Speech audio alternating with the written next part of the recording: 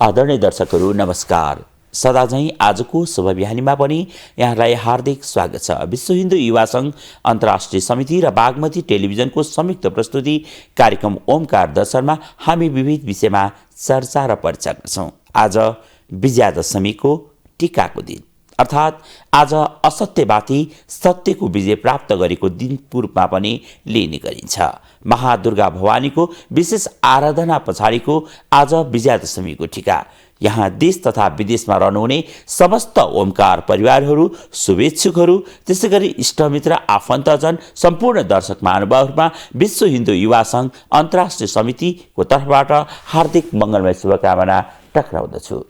विशेष गरी दर्शकहरू, आज विजयादशमी, हामी यिनै विषय र चर्चा गर्नका लागि आज हाम्रो बीचमा हुनुहुन्छ प्रसिद्ध युवा व्यक्तित्व, विभिन्न विषयमा आचार्य गरिसक्नुभएका व्यक्तित्व हुनुहुन्छ यतिखेर आचार्य राघवज्यू।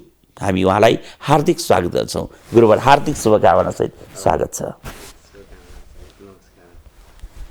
गुरुवर, आज विजयादशमीको दिन, आज असत्यमाथि सत्यको विजय भएको दिन, आज असुरहरूको नाश भएको दिन।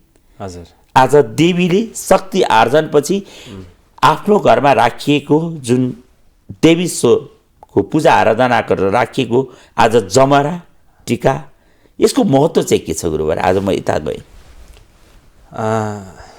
जय विजय, जसले चाहिँ हजुरको चाहिँ अज्ञानलाई ज्ञानको सत्यले, अधर्मलाई धर्मको सत्यले, पापलाई पुण्यको सत्यले जहाँ चाहिँ विजय गराउँछ हैन, त्यसको स्वरूपमा, त्यसको रूपमा चाहिँ हामीले विजयादशमी मनाउने गरेका छौँ। योभन्दा अगाडि चाहिँ के हुन्छ भनेदेखि प्रथम दिनदेखि अष्टम महागौरी अनि नवम दिनमा आएपछि सिद्धिदात्रीको दिन हुँदासम्म चाहिँ सिद्धि र निधि प्राप्तिका लागि साधना गरिन्छ। विशेष गरेर यी साधनाहरू यो नवरात्र चाहिँ कस्तो खालको नवरात्र भयो भन्दाखेरि यसलाई चाहिँ शाक्त नवरात्र भनेर भन्छ। यो चाहिँ वैदिक विधान या शाक्त विधानले शक्तिको उपासना गर्ने, देवीको विधानले चाहिँ उपासना गर्ने र 9 दिनसम्म लगातार देवीको पूजन गर्ने र 9 दिन पुरा भइसकेपछि 10औँ दिनमा चाहिँ त्यसको फुल प्रसादी लिने दिन भएको हुनाले यहाँ चाहिँ के हुन्छ भन्दाखेरि 9 भन्ने एउटा यस्तो ऊ हो, नवम, जहाँ चाहिँ यो अछिन्न छ हैन, अवेद्य छ। त्यस कारणले गर्दाखेरि नवदुर्गा, जसले चाहिँ 9वटा निधि प्रदान गर्छन्, यो सिद्धिको बेला होइन, यो निधिको बेला हो। निधि भनेको सम्पत्तिको बेला हो। यतिखेर चाहिँ शक्तिको उपासना गरिन्छ र आफ्नो लागि सामर्थ्य चाहिँ तयार गरिन्छ र आफ्नो लागि शक्तिको उपार्जन गरिन्छ हैन। त्यसो भएको हुनाले चाहिँ 9 निधिको कर्मशः उपासना गर्ने र 9 निधिलाई कर्मशः प्राप्ति गराउनेवाला नियम आचरणदेखि लिएर प्रथमम शैलपुत्री छ, हिमालयकी पुत्री, जसले के गर्नुभयो, नियमलाई आधार मान्नुभयो र हामीले अगाडि के गरे के भइसकेका छौँ, हरितालिका भइसकेका छौँ। हिमालयकी पुत्रीले गरेको उपासनालाई चाहिँ हामीले त्यो आधार मानेर त्यो नियम बनाएर अनि यसमा चाहिँ यो के का लागि भन्दाखेरि चाहिँ मलाई शौर्य प्राप्ति होस्, मलाई ऐश्वर्य प्राप्ति होस्, मलाई पति भनेको रक्षण हैन, मलाई रक्षण प्राप्ति होस् भन्नका लागि चाहिँ योभन्दा अगाडि एउटा पर्व गइसकेको छ। पहिलो दिनमा तिनकै पूजा गरिन्छ, जसले चाहिँ शिवजीको पनि आराधना गर्नुभयो, शैलपुत्री हैन। उहाँ हुनुभयो यम। त्यसपछि दोस्रोमा नियम ब्रह्मचारिणी हैन। प्रथमम शैलपुत्री, द्वितीयम ब्रह्मचारिणी, तृतीयम स्कन्दमाता, यम नियम अनि आचार। यसरी कर्मशः चाहिँ जसले यमको आराधना गरेर, भनेको यम भनेको प्रारम्भ, जसले विधि, अनि त्यसपछि शाश्वतः जसबाट सहजै प्राप्त हुन सक्छ, त्यो उपाक्रमलाई चाहिँ जसले उपासना गर्नुभयो, ती देवी चाहिँ सुरुको दिन शैलपुत्री, हिमालयकी पुत्री, यिनको पूजा गरेर यमबाट गएर अनि त्यसपछि अन्ततः 9 दिनका दिनमा चाहिँ हामीले सिद्धिदात्री, सिद्धि भनेको जसले चाहिँ सारा पहिलेसम्म जति कर्म गरेका छन् त्यो सबैको फल प्रदान गर्दैन्, जसले शुक्र प्रदान गर्दैन्, जसले ऐश्वर्य प्रदान गर्दैन्, जसले सम्पत्ति प्रदान गर्दैन्, जसले वृद्धि प्रदान गर्दैन् त्यो देवीको रूपमा चाहिँ 9 दिनसम्म गरेपछि र यता चाहिँ के को शाक्त विधि यता देवी भागवतको हिसाबबाट चाहिँ जसले बिचमा महिष भैँसीको रूप धारण गरेको राँगोको रूप धारण गरेको चाहिँ असुरलाई त्यसपछि सँगै शुम्भ निशुम्भ चण्ड होइन मुण्ड यिनीहरू सबैलाई चाहिँ जसले सम्वरण गरेर अन्ततः सिद्धि जहाँ चाहिँ अब कर्म गरेर तिमी चाहिँ यो भूमिमा खान सक्छौ अब चाहिँ तिम्रो लागि रुकावट कोही छैन भनेर जसले सारा चाहिँ पृष्ठभूमि तयार गरिदिनु भयो त्यो नवदुर्गा देवी ती देवीको चाहिँ उपासना गरिसकेपछि हिजोसम्ममा त्यो गरिसकेपछि आज विजया जसले चाहिँ अब हिजोसम्मका सारा जति संस्मृतिहरू थिए चण्ड थिए मुण्ड थिए होइन अनि त्यसपछि यतातिर महिष थिए महिषासुर थिए यस्ता चाहिँ कयौँलाई शुम्भ निशुम्भ थिए यिनीहरूलाई सबैलाई जति दुष्टहरू छन् यिनीहरूको चाहिँ सम्मरण गरेर अब चाहिँ शुभको प्राप्ति अब चाहिँ योभन्दा पछाडि तिमी चाहिँ विजय भयौ तिमीले अब आफ्नो इच्छाले आफ्नो चाहिँ पराक्रमले तिमी खान सक्छौ भनेर पृथ्वीलाई जसले छोडिदिनु भयो त्यो देवीको उपासना गर्छौँ हामी होइन त्यो देवीको उपासना गर्दाखेरि अब सबैभन्दा अगाडि हामीले जमरा पहिले चाहिँ देवीको सामान्य उपाक्रमको पूजा गरेर यो उपसंहारको पूजा गरेर अनि त्योभन्दा पछाडि चाहिँ देवीको उपासना गरी देवीलाई नै माताजीलाई नै पहिले चाहिँ जमरा लिएर जमरा चढाएर अनि देवी विसर्जन गर्ने होइन देवी विसर्जन गरिसकेपछि अब केही समय चाहिँ टिकासिका लगाउनका लागि तयार भएपछि यहाँ राखिएको जमरा जौ जो छ होइन विशेष गरेर जमराभित्रमा सबभन्दा प्रमुखमा पर्ने भनेको जौ हुन् होइन जौलाई चाहिँ हामीले के भन्छौँ भन्दाखेरि जस्तो पैतृक आदि कर्ममादेखि लिएर सबै ठाउँमा तीर्थ क्षेत्रमा जौको पिण्डै प्रदान गरिन्छ होइन अनि त्यसपछि घरेसी कर्ममा पनि सबभन्दा ठुलो शौर्य सबभन्दा ठुलो शक्तिशाली अन्नको रूपमा जौलाई मानिन्छ होइन त्यो त्यसो भएको हुनाले त्यो जौको चाहिँ जो सबैभन्दा अगाडि आएको बुलबुल छ होइन सबभन्दा पहिलो त्यसको चाहिँ के भन्ने सबभन्दा अगाडिको टुसाएको कुरा त्यसलाई चाहिँ हजुरको लगभग 8 दिन 9 दिन बसेर 9 दिनपछि त्यसलाई कानमा राख्दाखेरि श्रोत्रेन्द्रिय होइन यो चाहिँ के अरे श्रवणेन्द्रिय सुन्नेवाला इन्द्रिय चाहिँ सबैभन्दा अगाडि जागृत हुन्छ त्यसपछि हामीले सबैभन्दा अगाडि त्यसलाई चाहिँ लगेर टाउकामा राख्छौँ टाउकामा राख्दाखेरि अब शौर्य तिमी चाहिँ ऐश्वर्य सम्पन्नशाली हुनु अथवा शौर्यशाली हुनु अब तिमी चाहिँ कस्तो हुनु भन्दाखेरि यहाँ एउटा चाहिँ के मन्त्रै छ होइन आयुर् द्रोणसुते द्रोणसुतको जस्तो चाहिँ तिम्रो आयु होस् अश्वत्थामाको जस्तो आयु होस् हामीलाई के भन्दा जन्मदिन मनाउने बेलामा सबैभन्दा अगाडि हामीले अष्टचिरञ्जीवी भनेर भन्यौँ भने सबभन्दा अगाडि द्रोणसुतको नाम आउँछ तिनी अश्वत्थामा होइन त्योभन्दा पछाडि बलि व्यास आदिका नाम आउँछन् आयुर् द्रोणसिते श्रियम दशरथ होइन दशरथको जस्तो चाहिँ के ऐश्वर्य होस् होइन अनि श्रियम दशरथ शत्रुक्षयम राघवे जसले चाहिँ राघव भनेका चाहिँ रामचन्द्र प्रभु जसले चाहिँ शत्रुहरूको समन यसरी गर्नुभयो कि दोस्रोचोटि शत्रु भन्ने कोही नाम निशानै आएन होइन त्यो त्यस्तो किसिमको चाहिँ शत्रुहरूको क्षय होस् ऐश्वर्यम नहुसे राजा नहुस् जसले चाहिँ पृथ्वीमा एक क्षत्रिय चक्रवर्ती सम्राट भएर पृथ्वीमा राज्य गर्नुभयो सूर्यवंशमा उत्पन्न भएर अनि त्यसपछि चाहिँ एक समयमा इन्द्रलाई ब्रह्महत्याको श्राप लागेको थियो त्यो बेलामा इन्द्र हत्याले वृत्रासुरलाई मारेको ब्रह्महत्याको श्राप लागेको थियो अब त्यसो भएपछि चाहिँ इन्द्रलाई ब्रह्महत्याले नछोड्ने भयो अनि इन्द्र गएर मानसरोवरमा कमलको डाँठ समातेर मानसरोवरको जलभित्र बसेर डुबे जहाँ ब्रह्महत्या पुग्न सक्दैन अनि त्यसपछि चाहिँ अब राजा कसलाई बनाउनु त राजा बिनाको राज्य त बडा चाहिँ भयङ्कर हुन्छ भनेपछि चाहिँ अब ब्रह्माजी कहाँ गएपछि ब्रह्माजीले चाहिँ एउटा यस्तो राजा छन् जो यहाँ चाहिँ स्वर्गमा पनि राज्य गर्न सक्छ जो पृथ्वीमा छ महाराज नहोस् होइन ऐश्वर्यम नहोस् ऐश्वर्य यस्तो होस् कि जसको चाहिँ पृथ्वीमा राज्य गरिरहेको राजा गएर स्वर्गमा राज्य गरे उनले राज्य गरे उनको राज्यच्युत भइसकेपछि पछि उनका केही कर्महरूले उनलाई चाहिँ के शौर्यको अलिकति धेरै उन्माद चढेपछि अनि त्यसपछि चाहिँ उनको पतन भएपछि फेरि इन्द्रलाई ल्याएर राज्य गराइए होइन।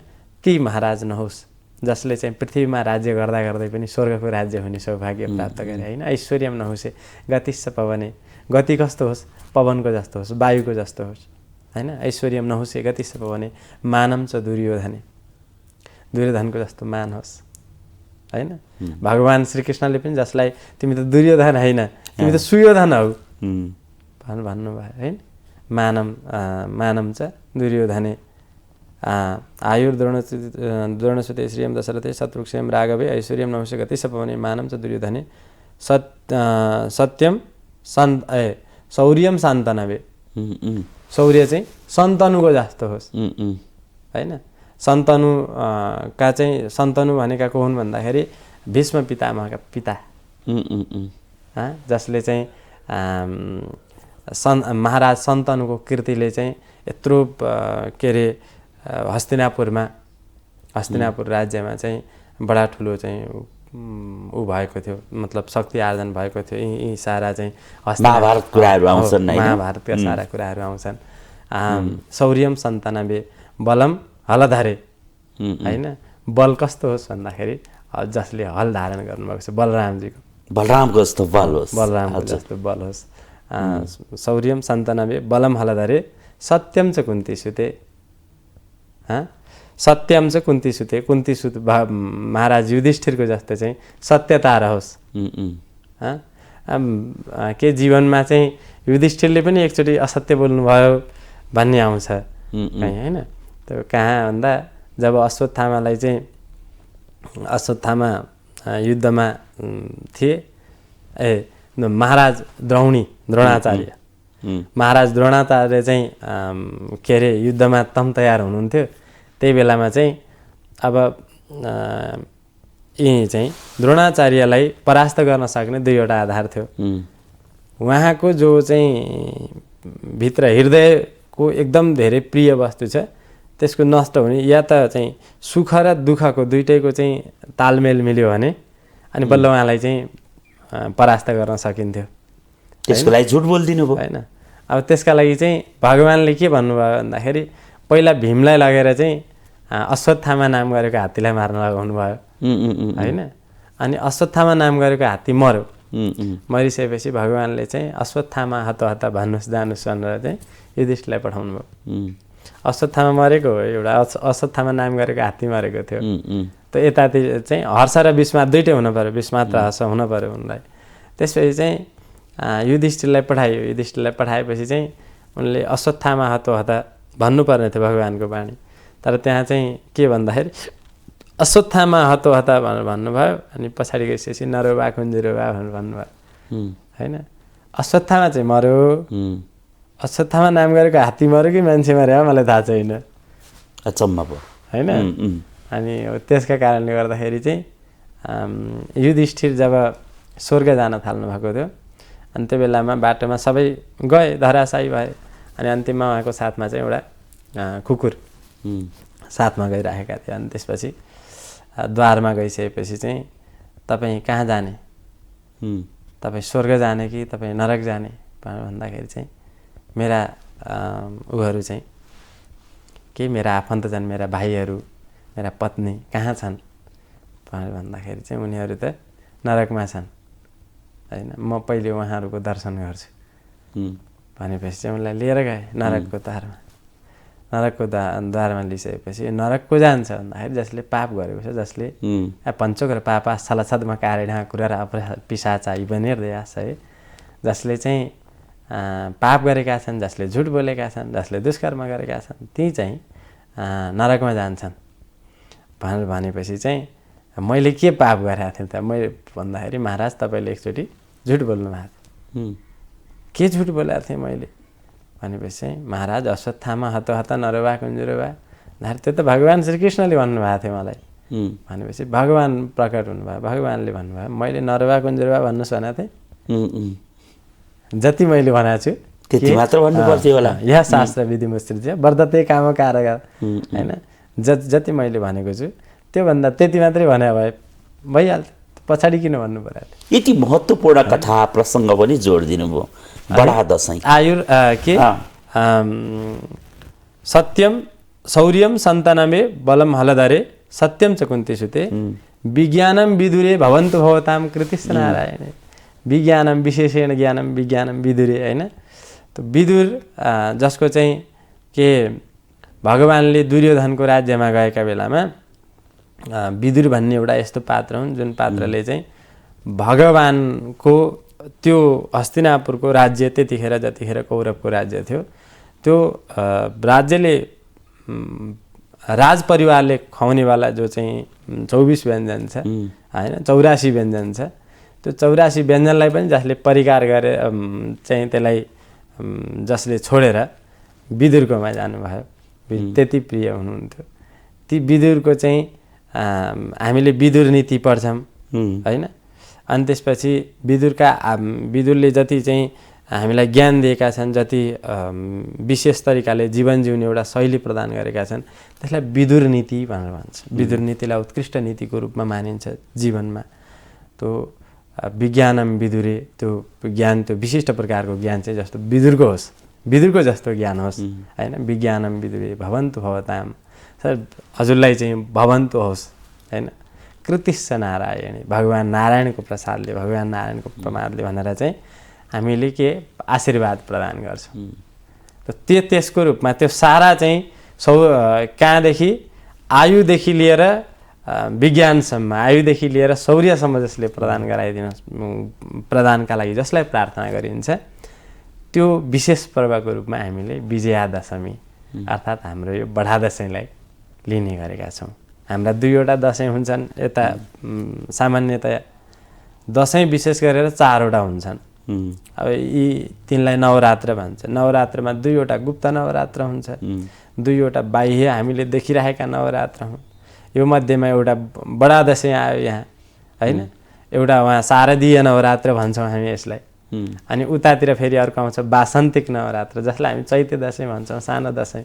यो बडा दशैँ रामका कथासँग आउँछ त्यहाँनिर होइन।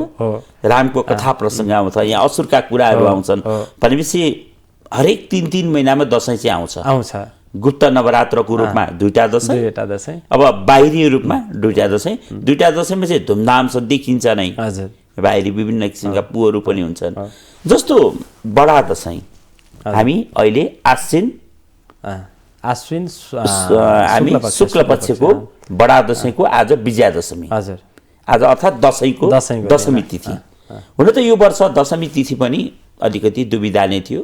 अब सरर हेर्दै आउँदा आज नवमी पर्नुपर्ने थियो, तिथिमितिले गर्दा हिजै समापन भयो। न यस्तो छ के भन्दाखेरि चतुर्थी तिथि 2 दिन थियो बिचमा।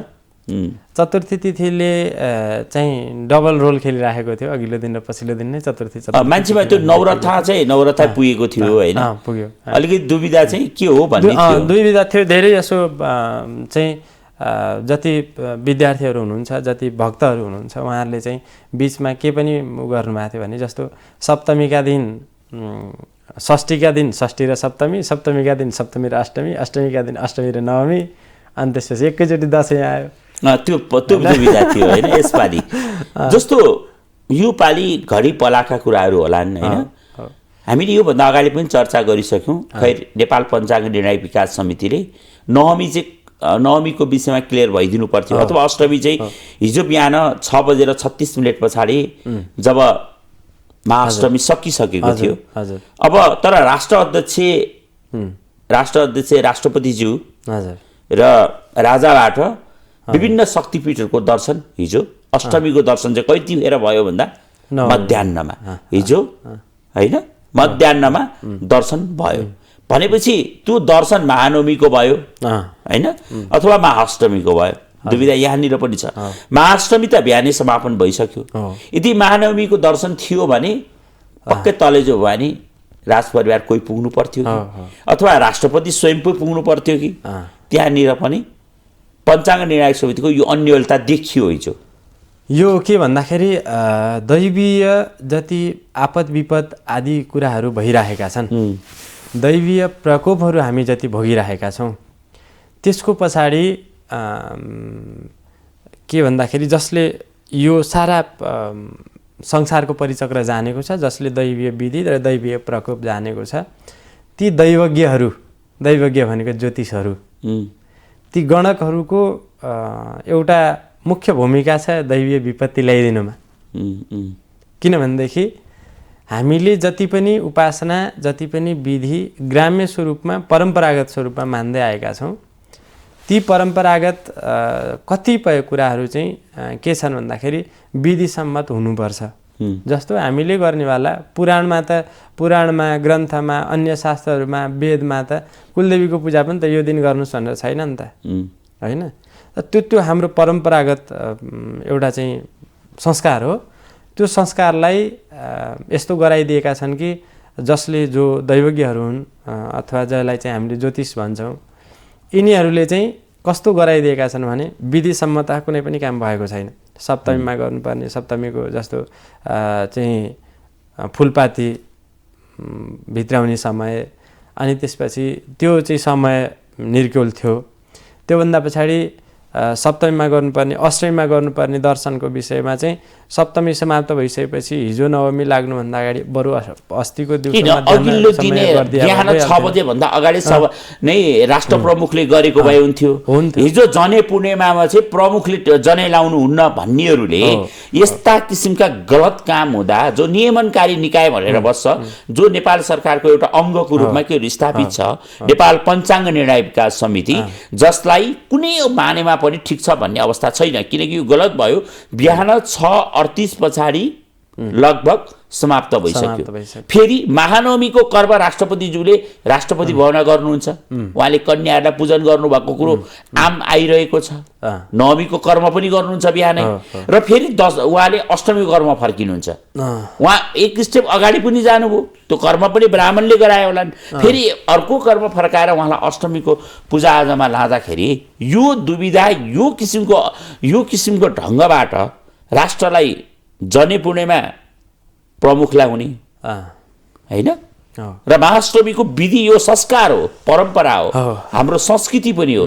र अहिले अनादिकालदेखि अथवा नेपाल एकीकरणको इतिहासलाई पनि गाँसिन्छ। बडा महाराजा धिराज पृथ्वीनारायण शाहले जब काठमाडौँमा आफ्नो राजधानी बनाए, त्यो बेला पनि उनले त्यसपछिको प्रथा हो यो हरेक अष्टमीको दिन देवीहरूका मन्दिर जाने। र यदि त्यो परम्परालाई गणतन्त्रमा आएका राष्ट्रपतिज्यूहरूले पनि गर्नुभयो भने, तर उहाँहरूले अब हिजो के गर्नुभयो, कुन पूजा गर्नुभयो, अष्टमीको गर्नुभयो वा महानवमीको गर्नुभन्दा बिहान राष्ट्रपति भवनमा महानवमीका काम पनि भए होइन, कन्याहरूलाई ल्याएर पूजन गर्नुभयो महालक्ष्मी सम्झेर। तर फेरि पछि उहाँको अर्को फर्केर उहाँ कहाँ जानुभयो, अष्टमीमा जानुभयो भनेपछि यस्तो गलत सल्लाह दियो पछि चाहिँ के हुन्छ गुरु? अब हजुरले भन्नुभयो यो अनिष्टको सङ्केत हो। दैवीय विपत्ति, दैवीय प्रकोप आदिका लागि चाहिँ एउटा गजबको सङ्केत दिनुभयो कि जे गर्दा पनि भइहाल्यो, तिम्रो शक्ति छ भनेलाई देखाऊ। मेरो शक्ति चाहिँ मैले देखाएँ, मसँग तामझाम छ, मसँग शक्ति छ। के अरे नवमीलाई पहिले समाप्त गरेर मैले अष्टमी ल्याउन सकेँ हो होइन? यो एउटा गजबको इतिहास पनि हो। भन्दाखेरि हामीले विरोध गरे जस्तो हुन्छ। धेरै जसोले चाहिँ फेरि पछाडि के भन्नुहुन्छ भनेदेखि मैले मात्रै पढाएको छ भन्ने जस्तो देखाउँछन्, भन्ने जस्तो गर्नुहुन्छ। तर कुरो के हो भन्दाखेरि नेपालमा जति प्राज्ञहरू छन्, जति विज्ञहरू भनिनेहरू छन्, र जतिले राष्ट्रको राष्ट्रलाई नियमन गर्छन् या एउटा समुदायलाई नियमन गर्छन्, एउटा संस्थालाई नियमन गर्छन्, एउटा समाजलाई नियमन गर्छन्, ती नियमन गराउनेहरू चाहिँ कस्ता छन् भन्दाखेरि यस्ता फाल्तुका काम गराउँछन्। यो फाल्तुको काम हो। किनभनेदेखि या त सप्तमी समाप्त भइसकेको थियो, सप्तमी बिहानै समाप्त भइसकेको थियो भने दिउँसो 12 बजेभन्दा पछाडि चाहिँ प्रत्येक ठाउँमा गर्नुपर्ने काम छ र 12 बजेभन्दा पछाडि गराउनु नै थियो भनेपछि अस्ति चाहिँ अष्टमीकै दिन गरा भए भइहाल्थ्यो नि। अष्टमी सुरु हुँदै गरा भए भइहाल्थ्यो नि। सवारी साँझै गर्न सक्थ्यो होला, तामझाम देखाइदिए हुन्थ्यो। हो, त्यही गर्दा भइहाल्थ्यो नि। किन फर्केको? तर कुरो के हो भन्दाखेरि नवमी सुरु भयो, नवमीको काम पहिले गरियो अनि त्यसपछि अष्टमी ल्यायो। यसको मतलब के हो भन्दाखेरि तिम्रा शास्त्र पनि बेकार हुन्, तिम्रो संस्कार पनि बेकार हो, तिम्रो नियम पनि बेकार हो, तिम्रो धर्म पनि बेकार हो। तिमीले जति कुरा चाहिँ जति नियमन गर्ने कुराहरू छन् यी सबै फाल्तु हुन्। जे मलाई ठिक लाग्छ त्यही मेरो जिन्दाबाद भन्ने खालका चाहिँ नियम ल्याएर आएका छन् नेपालका विद्वानहरू होइन, जो यति समर्थशाली छन् जसले नवमी पछि अष्टमी ल्याइदिन्छन्। ल्याइयो देखियो होइन, यो वर्ष देखियो हो हैन। महानवमीको पूजा सम्मान्य राष्ट्रपतिको भवनमा राष्ट्रपति शीतल निवासमा भइसकेको थियो, बिहान भइसकेको थियो, आम रूपमा मिडियामा आइसकेको थियो हैन। सम्मान्य राष्ट्रपतिज्यू त्यहाँ सामेल पनि हुनुहुन्थ्यो।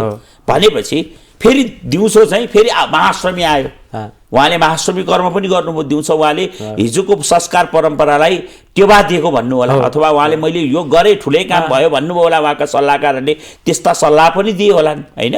जब अगाडि बढेको चिजलाई फर्केर फेरि महाअष्टमी गरिन्छ भने गुरुकै कुरालाई लियौँ भने पनि यो शास्त्र विपरीतको काम छ, संस्कार विपरीतको काम छ, परम्परा विपरीतको काम छ। यो बाबा यति कुरो त माता दुर्गा भगवानले राष्ट्रपतिज्यू लगायत उहाँको टिम सिङ्गो नेपाल पञ्चाङ्ग असक्षम नेपाल पञ्चाङ्ग निर्णय विकास समितिले जिम्मा लिनुपर्छ कि पर्दैन? अब पर्छ। अब जति कुराहरू जस्तो बिचमा चाहिँ कतिपय प्रसङ्ग आयो, कतिपय जस्तो चाहिँ एक किसिमले जसले भित्र बसेर एउटा साधनात्मक आधारले अथवा चाहिँ नियमको विधिको हिसाबले जतिले हेर्नुभएको थियो उहाँहरूले चाहिँ बिचमा धेरै प्रतिक्रियाहरू पनि दिनुभयो, धेरैले चाहिँ प्रश्न पनि गर्नुभयो।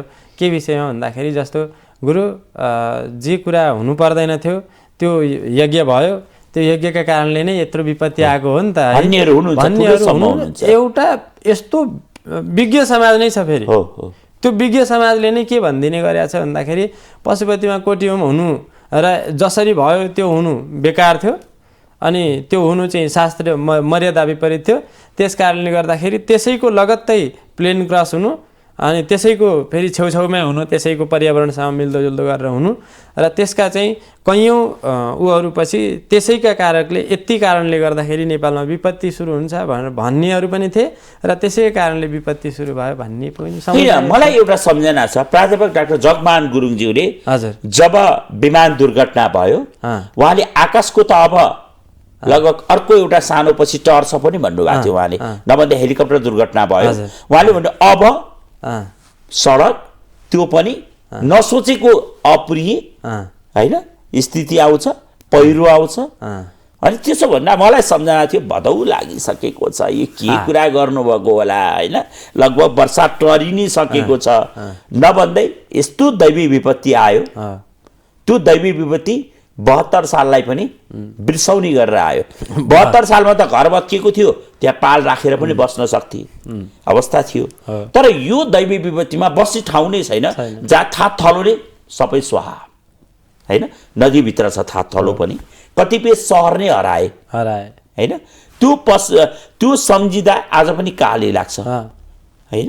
बिपी राजमार्गको खुरखोट हैन, स्मार्ट सिटी दलहरुको स्मार्ट सिटी, अनि त्यसै गरी हामीले कुलेखानी हाइवेको सिस्नेरी हैन बजार, त्यो ऐतिहासिक बजार पनि हो जहाँ विलय भयो। छैन हिजो आज बजार होइन, त्यो त गाड पनि बनेको छैन, खोलाको तीर जस्तो पनि छैन हैन। एउटा खोलाको तीरमा त अलिअलि माटो त बाँकी रहन्छ, त्यहाँ त माटो पनि बाँकी छैन, त्यही ढुङ्गाहरू छन् अलिअलि। भनेपछि भयावह भन्यो त्यस्ता सहरहरू विलिप भए हैन। सुन्थ्यौँ हामी डाइनोसरहरू विलिप भए अरे भन्ने सुन्थ्यौँ। हाम्रै आँखा अगाडि खुरकोट जस्तो स्मार्ट सिटी भनिएको बजार सकियो, सिस्नेरी जस्तो मकानपुरको त्यो पनि सकियो। भनेपछि प्राध्यापक जगमान गुरुङलाई मलाई सम्झना आउँछ, गुरुङको छोरा जनजाति हैन। भनेपछि यति कुरा प्राध्यापक जगमान गुरुङले भनिरहँदा कतिलाई आपत्ति लाग्थ्यो, आफूलाई वेदका व्याताहरू भन्ने अनि ज्योतिषे दैवज्ञहरू भन्ने उहाँहरूलाई एकदमै छटपटी भएको थियो। अब जगमानजीले हाम्रो पेसै सङ्कट पारिदिने भयो कि भन्नेहरू पनि थियो, तर एकपछि अर्को उहाँले प्रुभ गरेर देखाइदिनु भयो। र पछिल्लोचोटि फेरि जगमानजीको अर्को एउटा आएको छ। के आएको छ भन्दा जब घटस्थापनाको दिन थियो, राजपरिवार राजा चाहिँ यहीँ बसेर शक्तिको आराधना गर्नुपर्ने राजा भुटान भ्रमणमा गएर राजाले आफ्नो शक्ति छिन गर्दैछन् है भनेर उहाँले एउटा आफ्नो साइटमा पोस्ट गर्नुभयो। केहीले आलोचना पनि गर्यो, तपाईँले सिकाउने हामीलाई सिकाउनु पर्छ भन्नेहरू पनि आए। मलाई डर लागिरहेछ कतै राजाको आइरहेको शक्ति पनि अब जगमानजीले भने जस्तै दुर्गाको आराधना गर्ने बेलामा राजा बाहिर गएर सकियो कि भन्ने पनि छन्। गुरुलाई यो बीचको विश्लेषण गर्नुपर्दा के लाग्छ? त्यो पनि एउटा यस्तो कुरा हो जस्तो चाहिँ समय भन्ने कुरो बडा महत्त्वपूर्ण कुरा हुन्छ होइन। जस्तो जतिखेर चाहिँ अहिले ठिक रूपमा भन्ने हो भने हो उहाँले भन्नुभएको हिसाबमा शक्ति आर्जन गर्नुपर्ने र चाहिँ यसो उपासना गर्दाखेरि दैवीय उपासना गर्नुपर्ने, आफ्नो सामर्थ्यलाई बढाउनु पर्ने, आफ्नो अनुष्ठानको माध्यमबाट चाहिँ आफ्ना क्रियाकलापहरूलाई पनि पोजिटिभ बनाउनु पर्ने यो बेला हो। यदि के का लागि भने भोलि म चाहिँ एउटा शक्ति र सामर्थ्यका हिसाबले म अगाडि बढ्न सक्छु भन्ने कामना गर्ने भए अहिलेदेखि नै जागृत हुनुपर्ने समय चाहिँ हो। तर कुरो के पनि भयो भन्दाखेरि राज्यको एक किसिमले राज्यले पूर्व राजाको हिसाबले पनि हेरेको अवस्था छैन होइन। अनि त्यसपछि चाहिँ आफ्नो जति एउटा सपना हुन्थ्यो त्यो बनिरहेको अवस्था छैन। दोस्रो कुरो मैले हेर्दाखेरि त पछिल्लो समय म चाहिँ यसो निरीक्षण गर्दाखेरि कतिपयलाई लाग्दो हो तिमी हेर्नेवालाको हो भन्ने होइन। तर पनि कुरो के हो भन्दाखेरि पूर्व राजा अथवा चाहिँ महाराजले आफैलाई महाराजलाई म राजगद्दीमा बस्छु या राज्य सञ्चालन गर्छु भन्नेवाला चेष्टा देखिँदैन। त्यस्तो अवस्था छ। उहाँको आफ्नो क्रियाकलापले उहाँसँग जो क्रियाकलाप छ त्यो क्रियाकलापले उहाँले त लगभग अहिले पनि नेपालको यस्तो एउटा चाहिँ परिवेश बनेको छ जहाँ राजाले ल म तयार भएँ भनेर मैदानमा आइदिने हो भने नेपालीहरूमा कमसेकम 80% नेपालीहरू चाहिँ आउँछन्। वाह होइन 80% नेपालीको साथ छ राजालाई। तर राजा आँट गर्दैन। त्यो राजा आँट गर्दैन। राजा के चाहन्छन् भन्दा जनताले टपक्क टिपेर लगेर सिंहासनमा राख्दियो। त्यो कल्पना गर्ने कुरा होइन, त्यो धेरै खालको कुरा हो। सामान्यतया कुरो के हुन्छ भन्दाखेरि महाराज बन्छ, इतिहास हेर्दै आउने हो भने महाराज बन्छ कसरी भन्दाखेरि उसले आफूले इतिहास बनाउनुपर्छ। साहस आफूमा हुनुपर्छ। आफूमा त्यो साहस हुनुपर्छ। दौड जित्नेहरू महाराज बन्थे होइन, दौड जित्नेहरू महाराज बन्थे, खेल जित्नेहरू महाराज बन्थे, अनि कुस्ती लडेर जित्नेहरू महाराज बन्थे होइन। अहिले पनि कहीँ कहीँ जस्तो प्रधान पञ्चदेखि लिएर सारा कुराहरू खेलको हिसाबमा हुन्थे। अनि त्यसपछि जहाँ उसको शौर्य, जहाँ उसको पराक्रम देखिन्छ, जहाँ उसको फुर्ती देखिन्छ त्यहाँ पो महाराज भनेर त्यहाँ पो मान्ने इतिहास छ त। हामीसँग दौडेको भरमा राजा भएको हामी गर्छौँ त। हामीले त्यस्ता राजा बन्थे। ऊ कोठामा बसिरहेको उसो चाहिँ महाराज भनेर चाहिँ उपर खुट्टी लाएर बसिराखोस् अनि उसलाई चाहिँ लु महाराज आओस् भनेर चाहिँ पञ्चे बाजा बजाएर कसले ल्याएर आउँछ। त्यसैले पराक्रम शक्तिका लागि देवीको आराधना पनि हो। पराक्रम उसमा राजामा पराक्रम हुनुपर्छ। पराक्रम बिनाको, स्फूर्ति बिनाको, शौर्य बिनाको, ज्ञान बिनाको, शक्ति बिनाको, अनि आफ्नो चाहिँ सामर्थ्य बिनाको, आफ्नो चौतर्फी एउटा उत्कण्ठा बिनाको राजा बेकार छ। त्यस्तो राजा नल्याउँदा पनि हुन्छ होइन। तर कुरो कहाँ हो भन्दा जब महाराजले आफैले शक्तिपीठहरू धाई सबै ठाउँका शक्तिपीठहरूमा एक एक गर्दै बिचमा गइरहेको बेलामा पनि हामीभित्रमा एउटा आशा चाहिँ के थियो भन्दाखेरि, आम जनताहरूमा के आशा थियो भन्दाखेरि पक्कै पनि महाराज अब चाहिँ मैदानमा हुनुहुन्छ भन्ने थियो। तर यत्रो वर्ष कटिसक्दा पनि बिचमा जस्तो कतिपय आशाका उहरूले चाहिँ अब महाराज आउनुहुन्छ भनेर, जस्तो अहिले दुर्गा प्रसाद उहाँले बिचमा चाहिँ एउटा ल्याउनु भयो, झापाको कार्यक्रम राजाको आगमन भएको देखिन्छ, लिएर आउनु भयो। त्यो भन्दा अगाडिदेखि प्रयास गरिरहेका राजेन्द्र लिङ्गदेल होइन, उहाँहरूले एक किसिमको त्यो वातावरण बनाउनका लागि बडा मेहनत गर्नुभयो केही समय। तर त्यो मेहनत महाराजको आफ्नो जो चाहिँ स्फूर्ति थियो त्यो स्फूर्तिको कमीले गर्दाखेरि त्यो कार्यक्रमले प्रश्रय पायो। पहिले एकतै हुन सकेन, त्यो हुन सकेन।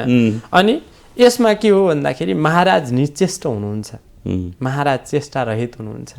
महाराजलाई यो विषयमा मतलब छैन कि म यसरी चाहिँ के गर्नु छ, भोलि मैले शक्ति सञ्चय गर्नु छ, या म मात्रै भएन भने म भन्दा पछाडिको जस्तो पारस हुन सक्नुहुन्न भने पारसभन्दा पछाडिको हृदयेन्द्र, या कसैलाई चाहिँ राज्य सञ्चालनका लागि चाहिँ मैले एक किसिमको माहौल तयार गर्नुपर्छ, मैले पनि शक्ति आर्जन गर्नुपर्छ भन्ने हुन्थ्यो भने कैयौँ विद्वानहरू जस्तो गोरखनाथ पीठका केही चाहिँ महन्तहरूले, पुराना महन्तहरूले चाहिँ के भन्नुहुन्थ्यो भन्दाखेरि पहिले चाहिँ जब राजाहरूको शासन थियो, जब चाहिँ शाही शासन थियो, त्यतिखेरको समयमा नेपालमा चाहिँ राजा महाराजाहरूले गोरखकालीको पूजा गर्नुहुन्थ्यो र गोरखकालीबाट शक्ति सञ्चय गर्नुहुन्थ्यो। अनि त्यसैले गर्दाखेरि चाहिँ हजुरको गोरखकालीको आशीर्वादले चाहिँ महाराजले कालिकाको आशीर्वादले चाहिँ नेपालको राज्य संयन्त्र चलिरहेको थियो। तर अहिले चाहिँ त्यो पटक्कै बन्द भयो। होइन, महाराजको सवारी गोरखनाथ हुँदैन, तर महाराजका सुपुत्र पारसको चाहिँ गोरखनाथ सवारी हुन्छ। पुस्तै यो पनि अघि हामीले चर्चा गरे जस्तै यो महानवमी पछाडि अष्टमी आयो भने जस्तै कुरो भयो क्या यो चाहिँ। त्यसकारणले यस्तो दुविधापूर्ण अवस्था सिर्जना भइरहेछ। अब गोरखनाथले पनि कसलाई दिने आशीर्वाद? हो, यही समस्या हो हजुरको चाहिँ के भन्दाखेरि तजन्यत्व संस्कार हुन्छ अनि ज्येष्ठ आधिपत्य संस्कार हुन्छ। आधिपत्य संस्कार भनेको चाहिँ ज्येष्ठ जेठोबाट सुरु हुन्छ होइन, परम्परागत हुन्छ। तिम्रो एउटा पिँढी, त्यसपछिको दोस्रो पिँढी, त्यसपछिको तेस्रो पिँढीबाट हुन्छ। तर यहाँ चाहिँ के भएको छ भन्दाखेरि यो परम्परागत मान्यता छैन। परम्परागत मान्यताहरूलाई बिस्तारै बिस्तारै सकिँदै जाँदाखेरि जस्तै यता महाराजको हालत भइरहेको छ त्यस्तै राज्यको हालत भइरहेको छ। राज्य पनि ज्येष्ठारहित छ। राज्यलाई केही समस्याहरू सरकारसँग पैसा उठाउनेसम्म सरकार छ, राज्य सञ्चालनसम्म सरकार छैन। हामी धर्म संस्कृतिका विषयमा चर्चा गर्दा राज्य लगभग निरपेक्ष भनेको यो रहेछ। अहिले बुझियो बल्ल क्या, निरपेक्ष भनेको मन लागि गर्ने रहेछ।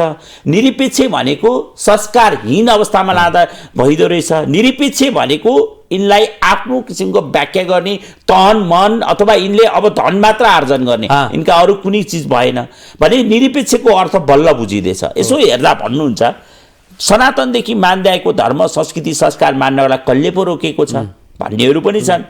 हुन त अहिले राज्य यदिसम्म निरीह रहेछ भन्ने कुरो काठमाडौँका विभिन्न शक्तिपीठहरूमा रामपालका नाम हरामपालका किताबहरू यत्रतत्र बाँडिएका छन्। हरामपालका केही किताब पुस्तकहरू विश्व हिन्दू युवा सङ्घ अन्तर्राष्ट्रिय समिति जस्ता संस्थाहरूले कब्जामा लिएका छन्। दशैंको बीचमा कब्जामा लिएको छ। केही ठाउँमा भनामन भएको छ, केही ठाउँमा प्रहरी आउनुपर्ने परिस्थिति सबै सिर्जना भएको छ। र उनीहरूलाई अचम्मको कुरा नेपालको मुद्रण सम्बन्धी ऐन र प्रकाशन सम्बन्धी ऐनले प्रश्न भनेको छ कुनै पनि पुस्तक नेपालमा प्रकाशन गर्दा वा कुनै देशबाट त्यसलाई आयात गर्दा पनि स्पष्टसँग भनिएको छ त्यहाँ अनुमति लिनुपर्ने छ। त्यसका भाष विषयहरू, त्यसका शब्दहरूको बारेमा पनि कानुनी रूपमा त्यसको अनुमति हुनुपर्ने छ। तर यो पुस्तकको उत्पादक को भन्ने पनि थाहा छैन, वितरक को भन्ने पनि थाहा छैन। अगाडि गीता लेखिएको छ, महाभारत लेखेका छन्, नक्कली हरामपालका कुपुत्रहरूले बजारमा ल्याएका छन्, बाँड्दैछन्। 20 रुपियाँमा गीता पाइयो भनेर फोटो हेरेर लानुहुन्छ। तर त्यो कसैको लागि हिन्दू धर्म मास्नका लागि तथाकथित ढङ्ग आएको ग्रान्ड डिजाइन हो भन्ने कुरामा हामी ढुक्क छौँ। त्यो अवस्था बनेको छ र त्यसलाई के भनिएको रहेछ भन्दा जिल्ला प्रशासन कार्यालय काठमाडौँले प्रहरी परिसर काठमाडौँलाई पत्र लेखेर प्रहरी परिसर काठमाडौँले आफ्ना मातहतका सबै प्रहरी वीरहरूलाई एउटा पत्र के लेखेको रहेछ भन्दाखेरि त्यो पत्र अनुसार चाहिँ सुरक्षा गरिदिनु, पुस्तक बिक्री वितरणलाई सहजीकरणलाई सहयोग गरिदिनु। जुन पुस्तकको नेपालमा कुनै वैध उपरि अवस्था पनि छैन, कहीँ अनुमति पनि छैन, सञ्चालन कसले गर्दैछ भनेको के कसले गर्दैछ? यी बेधर्मीहरूले चाहिँ मेरो राज्य प्रशासनलाई नाङ्गो बनाउँदैछन्, लुट्दैछन्, वैध बाटोबाट नगएर अवैध बाटोबाट जाँदैछन्। हरामपालका पुस्तकहरूले धर्म मास्न खोज्दैछन्। के लाग्छ यार? संसारमा सबभन्दा कमजोर परम्परा, सबभन्दा कमजोर चाहिँ सामाजिक व्यवस्था, सबभन्दा कमजोर एउटा चाहिँ परिवेश, राज्यको परिवेश, देशको परिवेश र यहाँको जो चाहिँ इतिहास छ त्यो इतिहासलाई मेट्नका लागि गरिने एउटा प्रोपोगन्डा हो यो होइन। हरामपाल कम्पनी यसै पनि भन्ने हो भने इन्डियामा राष्ट्रद्रोहको अभियोगमा जेलमा छ, अभियोगमा अनि लगभग धेरै वर्षको उमेरपछि एउटा नवयुवतीसँग चाहिँ हजुरको जबरजस्ती करणी गरेको केसमा जेलमा छ। हेर्नुहोस् त जिन्दगी होइन। अनि ती हरामपाल जसले बलात्कार जस्तो सङ्गीन आरोप प्रमाणित भएको छ त्यो अदालतबाट प्रमाणित भएर जेलको सजाय भोग्दैछ। ती हरामपालका यहाँ कुपुत्रहरूले सनातन हिन्दू धर्ममाथि धावा बोल्दैछन्। त्यो पनि अगाडि फोटोमा भगवान श्री कृष्ण राखिएको हुन्छ, महाभारतका पोस्टर टाङ्गिएको हुन्छ, 20 रुपियाँमा किताब पाइयो भनेर खुसी भएर घरको पूजा कोठामा लगेर राख्नुहुन्छ। अहिले पनि हामी आग्रह गर्न चाहन्छौँ यी हरामपालका पुस्तकहरू तपाईँले जहाँ भेट्नुहुन्छ खोज्नुहोस्, जलाउनुहोस्। अनि के छ भन्दा उनले बोल्नेवाला जो भाषा छ हिजोसम्म उनको एउटा जतिखेर उनलाई साधु उनलाई सन्तको रूपमा हेर्थे त्यतिन्जेलसम्म एउटा ट्रेड जस्तो इन्डियामा बनाइएको थियो जसलाई चाहिँ देख्न नसकेर जसको यसो चाहिँ परिवेशलाई हेर्दाखेरि यिनले समाजलाई दूषित पारिरहेका छन् भन्ने एउटा ऊ आएपछि अनि सँगसँगै यता यो बालिका बलात्कारको केस आएपछि उनलाई चाहिँ जेल चलान भएको हो। अब जति रामपालका यता नेपालका ठेकेदारहरू छन् उनीहरूले भन्दाखेरि उहाँको इच्छाले उहाँको सदिच्छाले जेल जानुभएको हो अनि जेलमा पनि चाहिँ त्यस्ता दुष्ट चाहिँ प्रवृत्तिहरू छन् त्यसलाई चाहिँ हटाउनका लागि जानुभयो भन्छन् र अनि हामीले भन्ने एउटै भाषा के हो भने जसको गुणगान रामपालले रामकालका शिष्यहरूले र यी किताबहरूमा आएको छ त्यो पात्र कवीर भन्नेले आफूलाई कहिल्यै पनि म उच्च कोटिको मानव हुँ भनेर भनेका छैनन्। सिधा अर्थमा उनले आफैले के भन्छन् भन्दा बालक कवीर एउटा बच्चो कवीर हो हैन।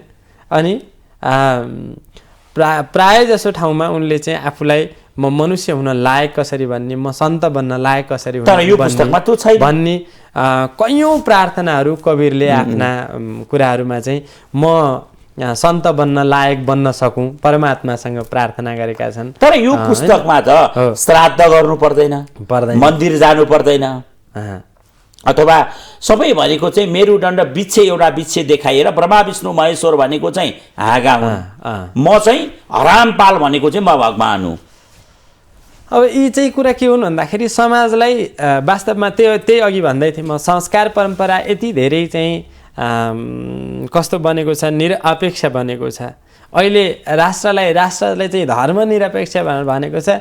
धर्मनिरपेक्षको अर्थ यो होइन नि पशुपतिमा चढेको सारा पैसा चाहिँ मैले खान्छु अनि पशुपतिमा चाहिँ ट्याक्सको नाममा एउटा ग्रह शान्ति गर्ने मान्छे बिचरा टाढाबाट आएको उसँग चाहिँ 500 रुपियाँ पनि हुँदैन त्यो बिचरा चाहिँ दुखी मान्छेले यसो म हवन गर्छु भन्यो भने 700 रुपियाँ लिन्छु अनि त्यो 700 रुपियाँ लिएर चाहिँ पशुपतिको कोषमा राख्ने पशुपतिको भित्र त्यो मूलद्वारमा बसेको अहिले त यतिसम्म चाहिँ सुन्न मागेको छ म त भित्र पसेको छैन भगवानको गर्भगृहमा पनि पैसा तिर्यो भने जान पाइन्छ अरे अहिले पशुपतिनाथको भित्र हो ब्राह्मणले व्यवस्था गरिदिन्छन्।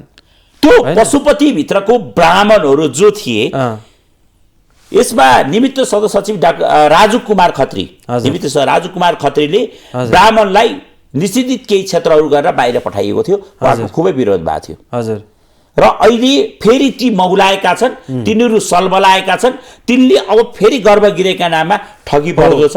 यस्तो चाहिँ एउटा अब सुन्नमा आएको कुरो हो। हिजो पनि अस्ति पनि मलाई एकजना भक्तले भन्दै हुनुहुन्थ्यो गुरुदेव मलाई पशुपति भित्र गएर दर्शन गरेँ भित्र गएर चाहिँ के अरे गर्भगृहमा गएर पूजा गरेर आएँ मलाई त्यति आनन्द आएको थिएन मैले आज पूजा गरेँ बडा आनन्द आयो भनेर भन्नुभयो। मैले गर्भगृहमा पस्नुभयो फाल्तु कुरा गर्नुहुन्छ भनेर भनेको होइन त्यहाँ पैसा तिर्यो भने भित्र जान पाइन्छ सबैले पूजा गर्न शिवजीलाई छुन पाइन्छ त्यहाँभित्र पैसा तिर्नुपर्छ भनेर भन्थ्यो।